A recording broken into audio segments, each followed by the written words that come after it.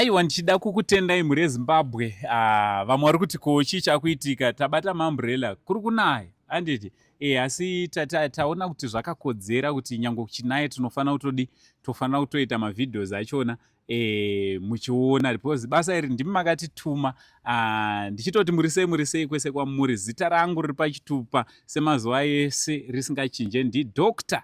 Dr. ndakaripiwa nani na Professor Chirenje. So Dr.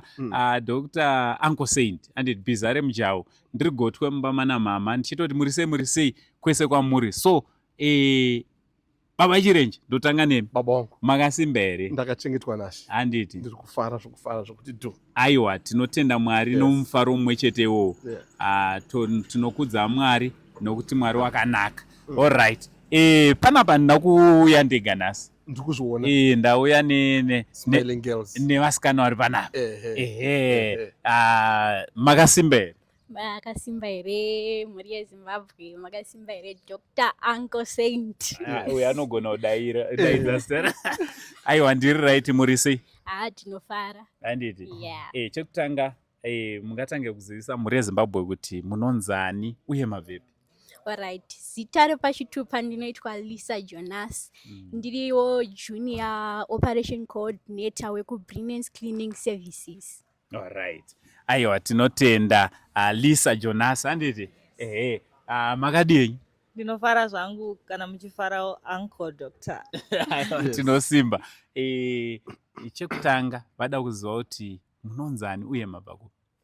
Alright, inini ndinoitwawo Gracious Makanganya. Ndabva ku-Brilliance Cleaning Services. Tiri vasikana vekuchenesa. Alright. Munochenesa pakasviba. Aiwa, tinotenda.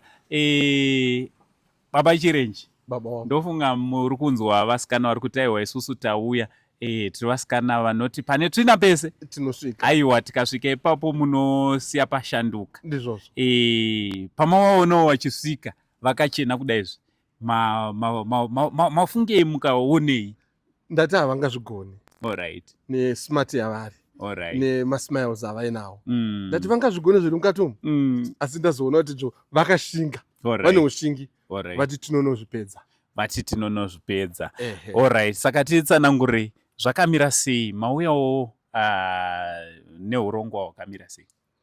Right, urongwa hwedu hwatauya nawo isusu takaonawo Saint naChibanda TV wachibatsirana navaChirenje, tikati tingasaririrewo regai tipindewo tibatiranewo nawo mukupemberera mupindavo muimba yavo.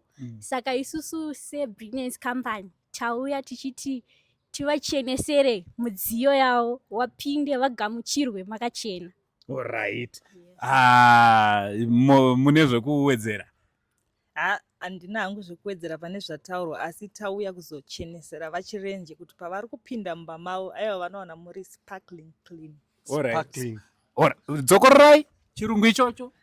Toda kuti vaChirenje pavari kupinda mumba mavo vapinde muri sparkling clean. Sparkling clean. Mazviwa ka? Mumba umu. Ndachinzwa chirungu ichocho. Spachi? Zita ravo rekambani maribata? Ayo, iro handisida kuritaura pamwepo. Orenda offside. Edza ndiye dzarakanzi spy.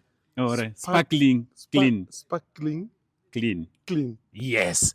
Alright. Tudze company dzidza mangwana. Tichatombotora mazuva tichidzidza. Tingarume rurimi. Aiwa, tinotenda Mwari.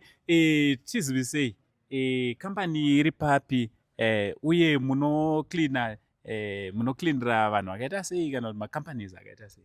Right, chekutanga ndoti company yedu isusu inowanika muna Robson Manyika, 30 Robson Manyika, number 308 room, number 308. Then kucleana, tinocleanira munhu wese.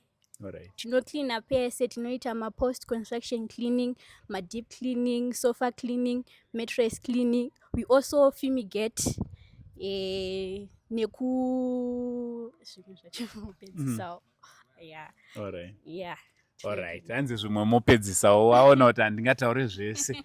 Alright. Tinosupply futi inonzi maid service. Alright. Ndo imwe yatinoita. Alright. Kureva kuti munhu kana achingoda hake kuti saDecember unoyu aiwa tinenge tine vaenzi vakawanda, tine mabasa akawanda, tiri kuda professional made. Munhu akatokubataiwo kambani kwenyu munotomupa service. Alright. Ndofunga muri ngozvinzwa. Ko mumaschools umu pane private schools, government schools vanogona kuti aiwa toda kuklinirwa chikoro chedu paholiday panapa, munozvifambisa sei? Isusu we are a professional cleaning service. Tinoita mungotibata panhamba dzedu, then touya nevanhu vedu vari trained, vakasimba kwazvo touya vokuitirai basa renyu. Handiti? Yes. Ndofunga muri kungozvinzwira. Alright, fumigating hanzi ndochiina chibanda. Alright, kana tiri kuti fumigating tiri kuti mapete, mudzimba munonetsa mapete. Saka tinouya nemishonga yedu, tobuditsa zvinhu zvedu, tokuspreyerai, tofumigata mapete. Even nhata chaidzo tinoita futi zvekare. Tsikidzi, yes. Aiwa, tinotenda. So vari kungotaura kuti ivo vanoita chese chine chekuita nekuklina. Handiti? Aiwa, ipapo tiyazonatso wabvunzisisa, handiti?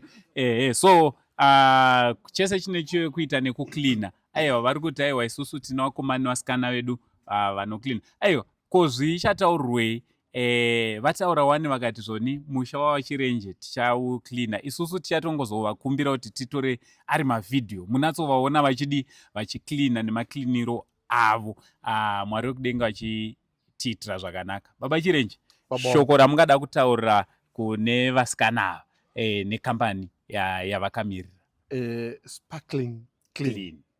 Sparkling clean. Vakabva vati zvakare vane vanhu vakasimba, andinovimba vakasimba kudarika ini. Saka kunyika yeZimbabwe kana vachinge vachida masevhisi avo hapana chokutyira. Isusu maonero atavaita nemasvikiro avaita nezvavainazvo zvombo zvokuklinisa, aiwa wakumusha unogona kusara uri sparkling clean zvakare. Mashoko makuru kubva kuna Vachirenje. Kune vanoda kubatana nemi mambotaura, ndoda kuti mudzokorodze zvakare handini kuti munowanikwa papi, mafoni namba zvinofamba sei? Alright. Kune vanoda kubatana nesu tinowanika muna Robson Manyika, Pollack House, room number 308. Then parunhare munotibata pa 0777 538001. 0777 538001. Aiwa, madetails ndo ari pascreen awo. Makasununguka kunge muri munobatana nawo, muvaitiro zvakanaka handiti ivo vokuitirawo zvakadi zvakanaka. Zita rangu riri pachitupa ndichinzi Uncle Saint achigotwomba mana mama. Musakangana kuti ndiri chiremba zvakare. For now tichiti it's much love and God bless you all.